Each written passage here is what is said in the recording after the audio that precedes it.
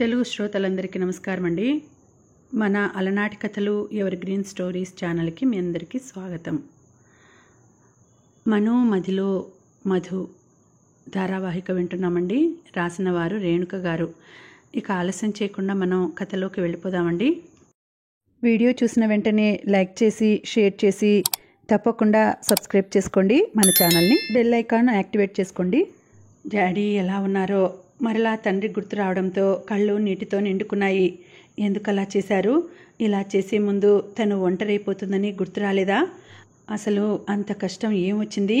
ఈ మధ్య ఫ్యాక్టరీ నష్టాలలో నడుస్తుండడం, ఆ విషయం గురించి కిరణ్ మామయ్యలతో అప్పుడప్పుడు తండ్రి గొడవ పడడం మామూలుగా జరుగుతున్నదే.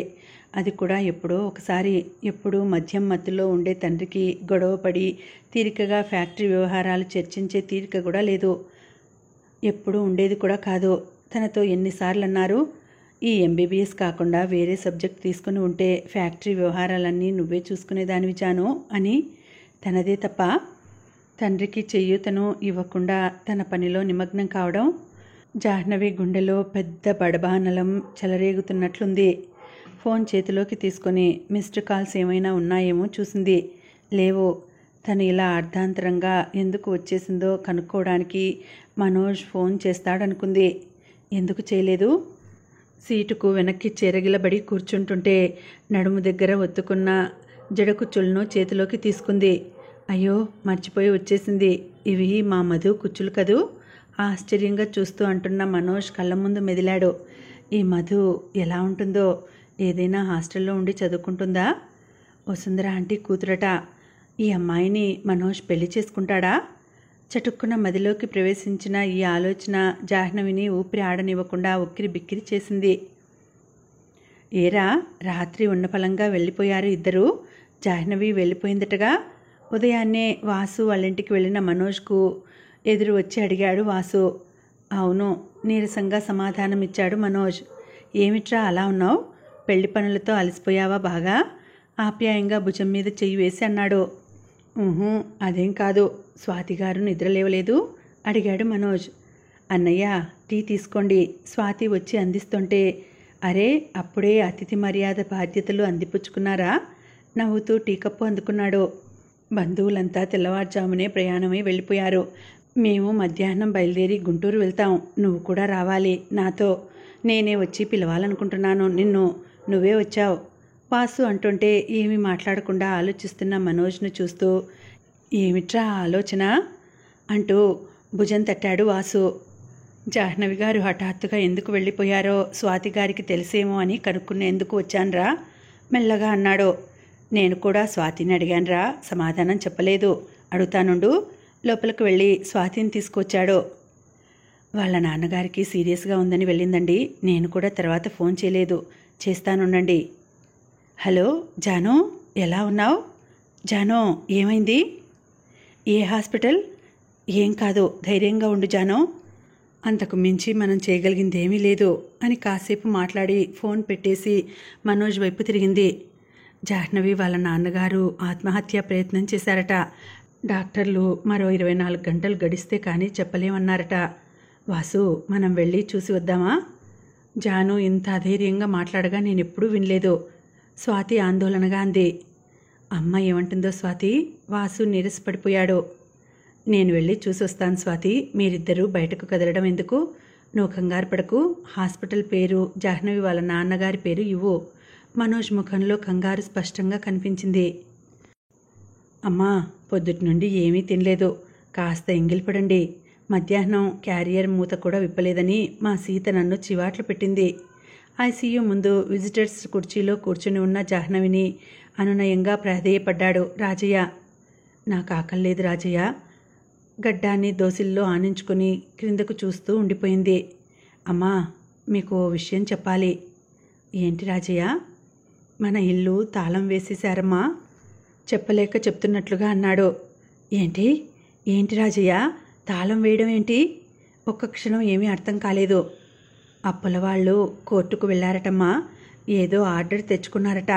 రాత్రి నాన్నగారితో వాళ్ళు అంటుంటే విన్నాను. మన డ్రైవర్ను కారు కూడా తీయనివ్వలేదట. జాహ్నవి నిశ్చేష్టురాలైనట్లుగా చూస్తుండిపోయింది. మరొక విషయం అమ్మా, నీరజమ్మ, సుధాకర్ సార్, కిరణ్ సార్ నేను నాన్నగారిని హాస్పిటల్కు తీసుకువచ్చిన ఓ అరగంట తర్వాత వచ్చి ఏవో కొన్ని సూట్ కేసులు తీసుకువెళ్లారట. తోటమాలి ఫోన్ చేసి చెప్పాడు. జాహ్నవి నిలువునా కృంగిపోతున్నట్లుగా ఉంది. తండ్రి ఆత్మహత్య వెనుక ఏమైనా కుట్ర దాగి ఉందా? తమను ఇలాంటి స్థితిలో ఒంటరిగా వదిలేసి వెళ్ళడమేంటి? ఏం జరుగుతోంది? మెదడంతా శూన్యంగా ఉంది.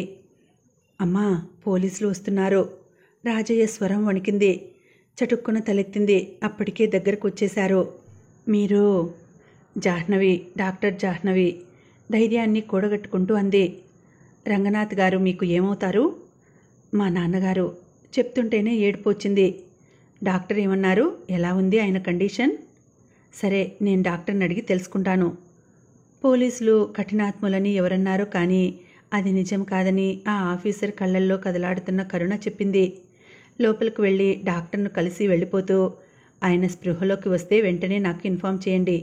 డాక్టర్ గారి దగ్గర ఫోన్ నెంబర్ ఉంది చెప్పి వెళ్ళిపోయాడు. నర్సుని అడిగి లోపలికి వెళ్ళి తండ్రిని చూసి యువతలకు వచ్చింది. కుర్చీలో తల చేతుల్లో దించుకొని కూర్చున్న జాహ్నవికి ఆక్సిజన్ పైపులతో చేతికి సెలైన్తో నిస్సహాయంగా పడుకుని ఉన్న తండ్రి గుర్తుకు వస్తుంటే గుండెలో మోయలేని బాధ సుళ్ళు తిరుగుతోంది. అత్తయ్య, కిరణ్ దగ్గర ఉంటే ఇంత ఒంటరితనం అనిపించేది కాదేమో. చేతులలో ముఖం దించుకొని కుర్చీలో కూర్చుని క్రిందకు చూస్తున్న జాహ్నవికి దగ్గరగా చిరపరిచితమైన అడుగుల చప్పుడు వినిపిస్తూ ఉండగానే తన ముందు బ్లూ జీన్స్తో పెద్ద పాదాలు చటుక్కున తలెత్తి చూసి లేచి నిల్చుంది. మనోజ్కు జాహ్నవి కళ్ళల్లో భావం చూసి తనను గట్టిగా హత్తుకుందని అనుకున్నాడు. జాహ్నవి గారు. మనోజ్ కళ్ళల్లోకి చూస్తున్న జాహ్నవికి తను సమాధానం చెప్పానని అనుకుంది. జాహ్నవి, అలా ఎందుకు వచ్చేశారు? విషయం తెలిస్తే మాలో ఎవరో ఒకరు మీకు తోడుగా వచ్చేవారు కదా, చిన్నగా మందలిస్తున్నట్లుగా అన్నాడు. మిమ్మల్ని ఇబ్బంది పెట్టడం ఎందుకని? ఊరుకోండి, స్నేహితులు ఉన్నది ఎందుకు? కష్టంలో సాయపడేందుకేగా. అసలు మాకు ఇబ్బంది అని మీకు ఎందుకు అనిపించింది? నన్ను స్నేహితుడని మీరు భావించడం లేదు కాబట్టి. మనోజ్ నిశ్చయంగా చెప్తుంటే కాదు కాదు గబగబా తల అడ్డంగా ఊపుతూ అంటున్న జాహ్నవి కళ్ళల్లో సన్నని బాధ వీచిక కదలాడింది.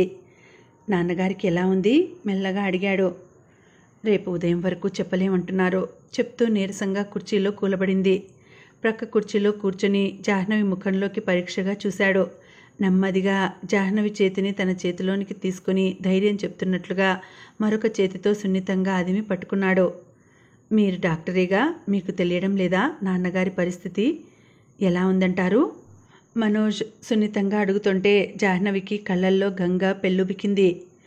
ప్లీజ్, మిమ్మల్ని నేను ఇలా చూడలేకపోతున్నాను. మనోజ్ కంఠంలో వేదన. ఏమైనా తిన్నారా అసలు? ఇంత డీలా పడిపోవడం ఏంటి చెప్పండి. నాన్నగారికి ఏం కాదు. ఆయన స్పృహలోకి వచ్చాక మిమ్మల్ని ఇలా చూసి బెంబేలు పడిపోరు. మీరు నిబ్బరంగా ఉండి ఆయనకు ధైర్యం చెప్పాలి. చెప్తూ చుట్టూ చూడగానే కాస్త దూరంగా నిల్చుని ఉన్న రాజయ్య గబగబా దగ్గరకొచ్చాడు. రూమ్ తీసుకున్నారా? రాజయ్యను అడగగానే లేదయ్యా, నాకు అవన్నీ తెలియవు. రాజయ్య తెల్లముఖం వేస్తూ అన్నాడు. ఇప్పుడే వస్తాను. మెల్లగా జాహ్నవి చెయ్యి వదిలేస్తూ లేచాడు.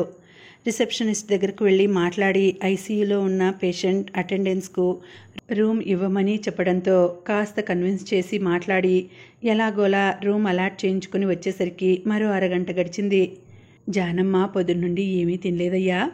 రాజయ్య క్యారియర్ గదిలో పెట్టి మనోజ్ దగ్గరకు వచ్చి చెప్పాడు.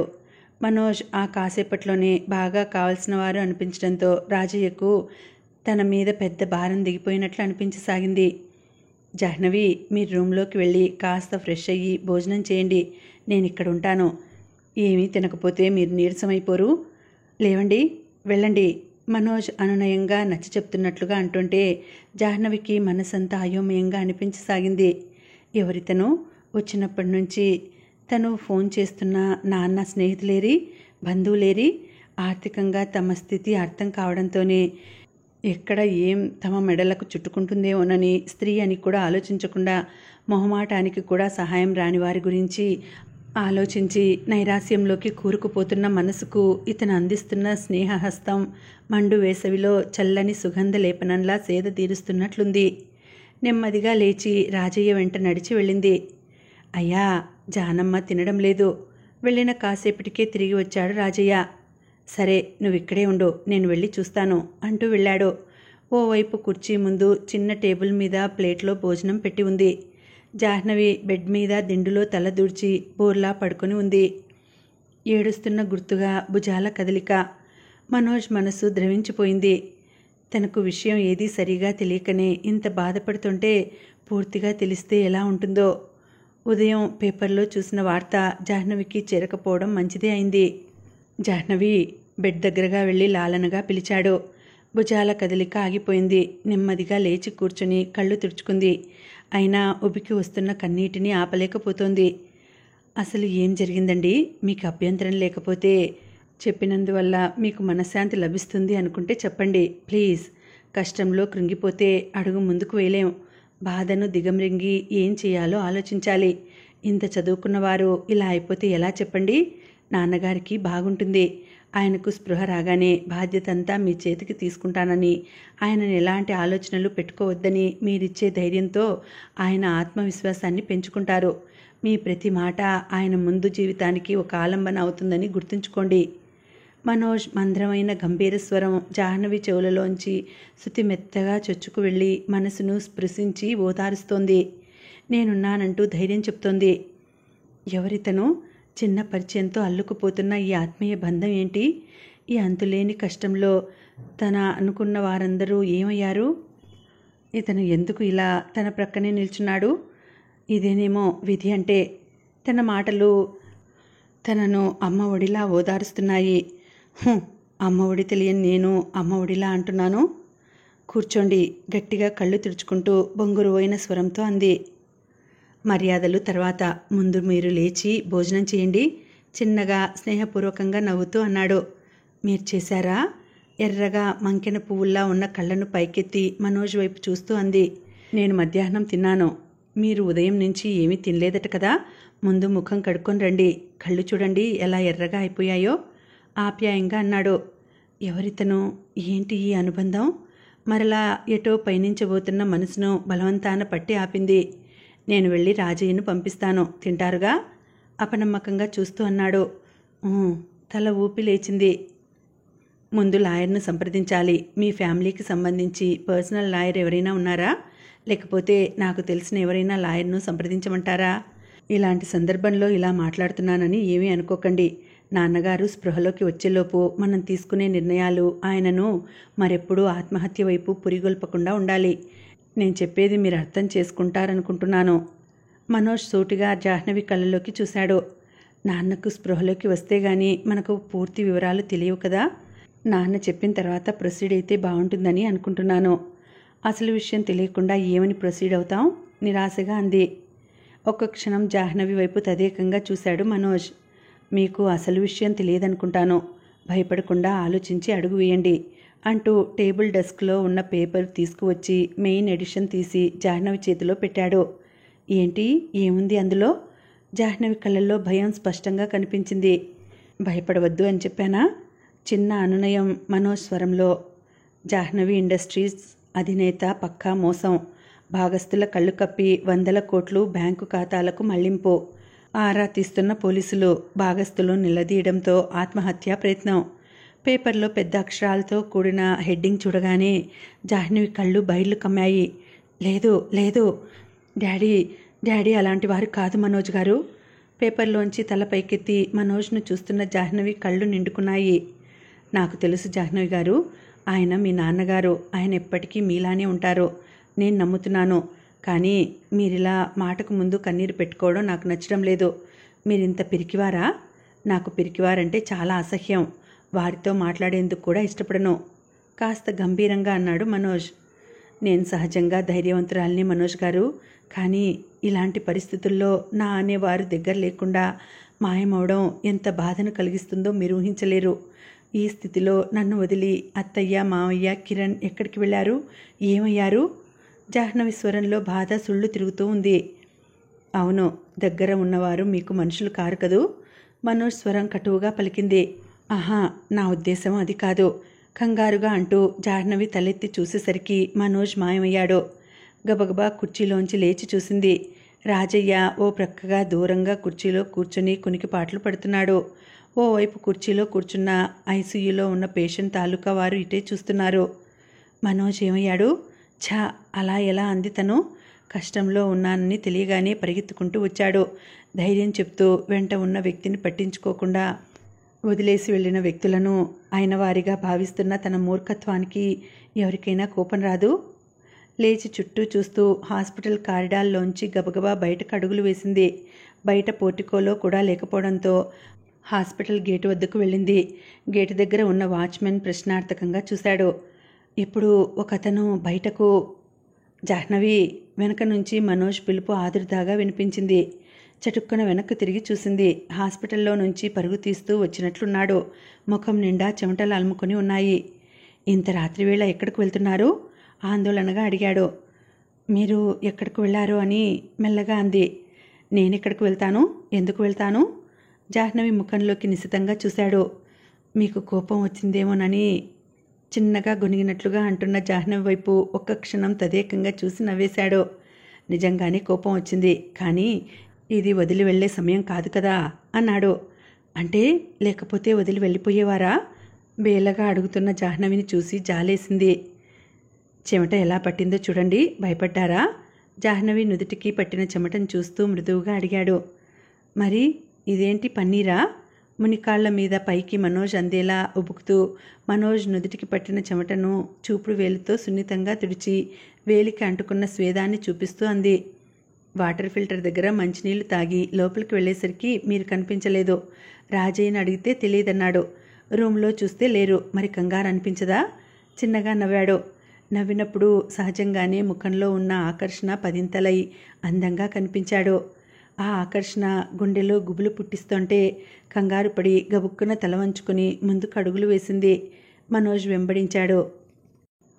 ఇల్లు కాస్త చిన్నదైనా మీకు స్వాతిగారు వాళ్ళ నాన్నగారు దగ్గరగా ఉంటారనే ఉద్దేశంతో ఈ ఇల్లు చూశాను జాహ్నవి. మీకు నచ్చిందా? మనోజ్ సామాన్ దించాక అన్నాడు. పర్లేదండి, నాకు ఎక్కడైనా సర్దుకుపోవడం అలవాటే. డాడీ గురించే బెంగంతా. దిగులుగా ముఖం పెట్టింది. రంగనాథ్ గారు చావు బ్రతుకుల్లోంచి బయటపడిన తర్వాత లాయర్ను మాట్లాడి కోర్టులో పిటిషన్లకు సంజాయిషి ఇవ్వడం, అరెస్టు వారెంట్కు బెయిల్ తీసుకొని రావడం చకచకా జరిగిపోయాయి. ఇల్లు సీజ్ చేసి ఉండడంతో షాపింగ్ చేసి రంగనాథ్ గారికి జాహ్నవికి కావలసిన బట్టలు వస్తువులు తీసుకొని రావడంతో బిజీగా గడిచిపోయింది. 4 రోజుల పాటు రంగనాథ్ గారు శక్తి పుంజుకునేందుకు హాస్పిటల్లో ఉండగానే ఇవన్నీ చేసిన మనోజ్ హాస్పిటల్ నుంచి డిశ్చార్జ్ చేసిన తర్వాత ఎక్కడికి తీసుకువెళ్లాలన్న విషయం ప్రశ్నార్థకంగా మారింది. జాహ్నవితో సంప్రదించిన తర్వాత జాహ్నవి హాస్పిటల్కు కూడా దగ్గరలో ఉండాలి కాబట్టి గుంటూరులోనే స్వాతి ఇంటికి దగ్గరలో ఇల్లు తీసుకున్నారు. స్వాతి హాస్పిటల్కు వెళ్ళినప్పుడు స్వాతి నాన్నగారు రంగనాథ్ గారిని కనిపెట్టుకొని ఉంటారు కదా అనే ఆలోచనతో. ఉంటానంకుల్, ఇంటి నుంచి వచ్చి 10 రోజులైంది. ఇంట్లో తాతయ్య, నాన్నమ్మ, అత్తయ్య ఎదురుచూపులు ఎక్కువైపోయాయి. ఉంటాను జాహ్నవి గారు. రేపటి నుంచి హాస్పిటల్కి వెళ్తారుగా? రంగనాథ్ గారికి జాహ్నవికి చెప్పి బయలుదేరాడు మనోజ్. భోజనం చేసి వెళ్ళు బాబు. జాను, భోజనం తయారు చేయి తల్లి, రంగనాథ్ గారు అన్నారు. మా ఊరు ఇక్కడికి 10 కిలోమీటర్ల దూరమే అంకుల్. 5 నిమిషాల్లో వెళ్ళిపోతాను, మర్యాదగానే తిరస్కరించాడు. ఈసారి వచ్చేటప్పుడు అమ్మా నాన్నని తీసుకురా బాబు. అమ్మా నాన్న ఊహ తెలిసేప్పటికే లేరంకుల్. తాతయ్య, నానమ్మ, అత్తయ్యలే నా ప్రపంచమంతా. చూసావా, నువ్వు వాళ్ళందరూ ఉండి కూడా అమ్మా నాన్న లేకపోవడంతో ఎంతగా బాధపడుతున్నావో. నా కూతురికి ఉన్న ఒక్కగానొక్క దిక్కు నేనే. అలాంటి నేను తనకు దూరం కావాలనుకున్నాను. రంగనాథ్ గారి స్వరంలో పశ్చాత్తాపం. మళ్ళీ ఎప్పుడొస్తారు? మనోజ్ను గుమ్మం వరకు వచ్చి సాగనంపుతూ అంది. ఎప్పుడు రమ్మంటారు చెప్పండి, అప్పుడు వస్తాను, నవ్వుతూ అన్నాడు. అలా అయితే అస్సలు వెళ్ళొద్దని అంటాను, గబుక్కున అనేసింది. మనోజ్ నిశితంగా జాహ్నవి కళ్ళల్లోకి చూశాడు. నేనిక్కడ ఉండిపోతే మరి మా నాన్నమ్మ, తాతయ్య, అత్తయ్యల సంగతేంటి? సూటిగా చూస్తూ అడిగాడు. వాళ్ళని కూడా తీసుకువచ్చేయండి, జాహ్నవి సింపుల్గా తేల్చేసింది. మేము 4 మీ దగ్గరకు వచ్చేందుకు బదులుగా మీరొక్కరూ మా ఇంటికి వచ్చేస్తే ఎలా ఉంటుందంటారు? ఊరగా చూశాడు. జాహ్నవి బుగ్గలలో గులాబీలు పూశాయి. అలా రమ్మనగానే వచ్చేస్తారేంటి? సిగ్గును ప్రక్కకు నెట్టేస్తూ దబాయించింది. ఎలా వస్తారేంటి? పల్లకి పంపించాలంటారా? తమాషా పట్టిస్తున్నట్లుగా అన్నాడు. పల్లకి పంపించడం సులభమే, అదే పల్లకిని మోయమంటే? జాహ్నవి కూడా తగ్గటం లేదు. ఏంటి మీరన్నది? పల్లకి మోయలేనని కదూ? నా మీద నాకు నమ్మకం ఉంది. కానీ ఇక్కడ నమ్మకం ఉండవలసింది నా మీద నాకు కాదు, నా మీద మీకు కాస్త గంభీరంగా అన్నాడు. అంత భారం మీ మీద పెట్టడం తగదు కదా? జాహ్నవి స్వరంలో ఆర్ద్రత మనసును తాకుతోంది. బంధంలో భారం బరువు అనిపించదు. హఠాత్తుగా మనోజ్కు తాము ఏం మాట్లాడుకుంటున్నారో అన్న సందేహం స్ఫురణకు వచ్చింది. సరే వెళ్ళనా మరి? మృదువుగా అడిగాడు. తాతయ్య, బామ్మ, ఆంటీని అడిగినట్లు చెప్పండి. తను కూడా స్పృహలోకి వచ్చి అన్నది. సరే బాయ్. గబగబా బయటకు అడుగులు వేశాడు. బయటకు నడుస్తుంటే ఆత్మను వదిలి శరీరం మాత్రమే కదిలి వస్తున్నట్లుగా ఉంది. బస్టాండుకు నడుస్తుంటే వాసు బైకు వచ్చి ముందు నిల్చుంది. ఇన్నాళ్లుగా ఏం చేస్తున్నావురా హైదరాబాద్లో? ఇంటికి పదా. మీ తాతయ్య నాన్నమ్మ వాయించేస్తారు. వాసు నవ్వాడు. డాక్టర్ గారికి ఓ సమస్య వస్తే తోడున్నాన్రా. నానమ్మ తాతయ్యలకు ఫోన్ చేస్తూనే ఉన్నానులే వివరిస్తూ వాసు బైక్ దిగి వెనక కూర్చుంటే తను బైక్ ఎక్కి స్టార్ట్ చేశాడు. మా మామగారు చెప్పారు మను, ఇప్పుడు ఎలా ఉన్నారు జాహ్నవి వాళ్ళ నాన్నగారు? పర్లేదు, బాగానే ఉన్నారు. కానీ సమస్య ఓ కొలిక్కి రాలేదు. నిదానంగా ఆయన భాగస్థులతో మాట్లాడి విషయం తేల్చుకోవాలి. ఇంతకు వాళ్ళు బాగానే ఉన్నారుగా? కాంతాన్ని కొన్నాళ్ళు ఆ అమ్మాయికి తోడుగా పంపిద్దామా? రామారావు గారు అన్నారు. నాకు ఇదే ఊహ వచ్చింది తాతయ్య. మిమ్మల్ని అడుగుదామనుకున్నాను.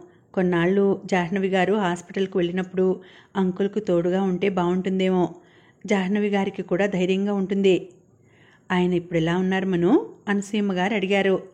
పర్లేదు, నాతో బజారుకు తీసుకువెళ్ళాను. కూరగాయలు అవి తీసుకుని వచ్చారు. ఇక అలాంటి ప్రయత్నాలైతే చేయరనుకుంటున్నాను. ఎందుకైనా మంచిది, కాంతాన్ని వదిలిపెట్టిరా మను. అలాగే నాన్నమ్మా. మను, నీతో ఒక విషయం చెప్పాలి. ఓ వారం తర్వాత అందరూ టిఫిన్ చేస్తుండగా వసుంధర అంది. ఏమిటత్తయ్యా? నిన్న మన ఇంటికి మీ కరుణాకరం మామయ్య వచ్చారు. గుంటూరులో బస్టాండ్ దగ్గర మీ మామయ్య మధు కనిపించారట. అత్తయ్యా, నిజమా? ఎలా ఉన్నారట? నీ మీద కోపం తగ్గిందా? మధు ఎలా ఉందట? మనోజ్ సంతోషంతో ఉక్కిరి బిక్కిరి అయ్యాడు. ఏమో, బాగా చిక్కిపోయి కనిపించారట. అమ్మాయి భవిష్యత్తు గురించి భయపడుతూ మాట్లాడారట. ఆయన చెప్తుంటే నేను కూడా ఒక్క క్షణం నమ్మలేకపోయాను. అడ్రస్ కానీ ఫోన్ నెంబర్ కానీ తీసుకున్నారేమో అడిగావా అత్తయ్య? నీకు మధుని చూడాలని లేదు? ఆతృతగా అడిగాడు. కరుణాకరం గారు అంత దూరం మాట్లాడలేదట. కానీ నాకు నమ్మకం కుదిరింది మను. మన మధు మనకు దగ్గరవుతుందని, మధుకు పెళ్లి కాలేదని తెలియడం ఇంకా సంతోషంగా ఉంది. మధు ఎలా ఉందట అత్తయ్య? చెక్కిన శిల్పంలా ఉందటరా వెనక నుంచి రామారావు గారు అన్నారు. చిన్నప్పుడే ముద్దుగా ఉండేది. మీ అత్తయ్య రంగు వాళ్ళ నాన్నగారి పోలికలు దానివి అనసూయమ్మ గారు అన్నారు. అయినా ఆలస్యం ఎటూ అయిందిరా మను.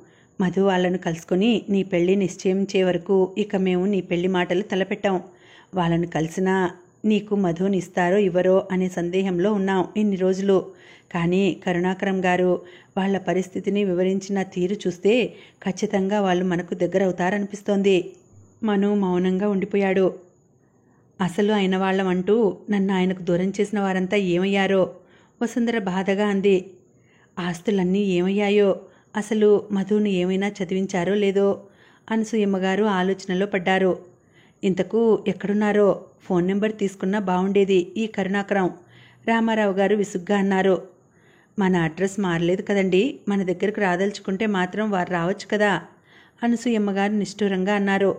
మొదటి నుంచి ఇగో కదమ్మా ఆయనకు. అందున అపార్థాలతో విడిపోయిన వాళ్ళం. అంత త్వరగా అహంకారాన్ని వదులుకొని మన దగ్గరకు వస్తారనుకోను. అరే ఏమిటి మను, టిఫిన్ చేయకుండా లేచేశావు? వసుంధర కంగారు పడింది. ఆకలి లేదత్తయ్య. చకచకా బయటకు వెళ్ళిపోయాడు. నేరుగా బైక్ తీసుకుని వాసు వాళ్ళ ఇంటికి వెళ్ళాడు. స్వాతి హాస్పిటల్కు వెళ్ళిందట. వాసు కూడా షాపుకు వెళ్ళాడని పార్వతి ఆంటీ చెప్పడంతో పొలం బాట పట్టాడు. ఫోన్ రింగ్ కావడంతో లిఫ్ట్ చేశాడు. హలో అనగానే మనుగారు మృదు మధురమైన గొంతు స్వాగతం పలికింది. ఏంటండి, ఏమైనా విశేషం ఉందా? అవునండి, డాడీ భాగస్థులలో ఒకరు ఫోన్ చేసి మాట్లాడాలంటున్నారు. హైదరాబాద్ వెళ్ళి రావాలి, మీరు వస్తారేమో అని. అలాగేనండి, వస్తాను. మీరు రావాల్సి ఉంటుందా? అవసరం లేదండి, మీరు రమ్మంటే వస్తాను. డాడీ ఒక్కరే వెళ్ళి రాలేరని అంతే. నేను తీసుకువెళ్తానులేండి, కంగారు పడవద్దు. మీరెలా ఉన్నారు? తాతయ్య, బామ్మగారు, ఆంటీ అందరూ బాగున్నారు కదూ? జాహ్నవి అడిగింది. అందరం బాగున్నాం. ఏంటి అలా అడిగారు? ఏమో మీ వాయిస్ అదోలా ఉంటేను. అదేం లేదు జాహ్నవి గారు, అంతా బాగున్నాం. ఉంటాను మరి. నేనిక్కడ పనివాళ్లకు పని అప్పగించి రేపొస్తాను. ఫోన్ పక్కన పెట్టి ఆలోచనలో పడిపోయాడు. తన స్వరం అదోలా ఉందా? ఎందుకు? ఎంత జాగ్రత్తగా మాట్లాడినా తనకెలా తెలుస్తుంది?